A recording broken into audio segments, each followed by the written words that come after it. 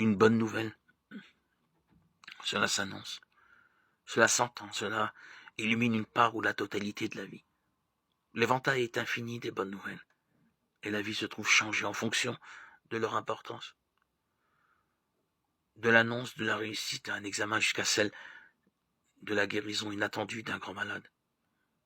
Il y a des adhésions différentes aux divers bonheurs proposés et aux personnes qui en sont la cause. La bonne nouvelle du don de Dieu est si capitale qu'elle pénètre notre être totalement en toutes ses dimensions. Elle réclame une adhésion totale.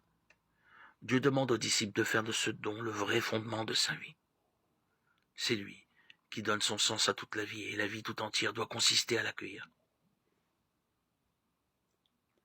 Cette réponse du disciple ne saurait se laisser enfermer dans le cadre d'un code juridique ou d'une morale qui ne concerne qu'une partie de l'homme, aussi profonde et importante soit-elle.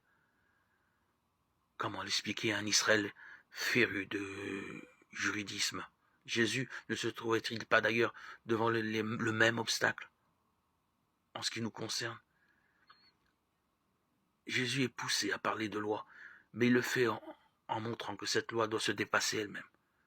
Vous avez appris qu'il a été dit aux anciens, tu ne tueras pas, quiconque tue sera passible de jugement. Eh bien moi, je vous dis, tout homme qui se met en colère contre son frère sera passible de jugement. Vous avez appris qu'il a été dit, tu ne commettras pas d'adultère. Eh bien moi, je vous dis, quiconque regarde une femme avec convoitise a déjà dans son cœur commis l'adultère avec elle. Matthieu 5, 21-48. Une loi accomplie de manière juridique, que change-t-elle? Elle ne touche que la périphérie de l'être. Or, le royaume n'est pas de cet ordre. Ah, là, ce genre de loi n'est pas le chemin qui y conduit.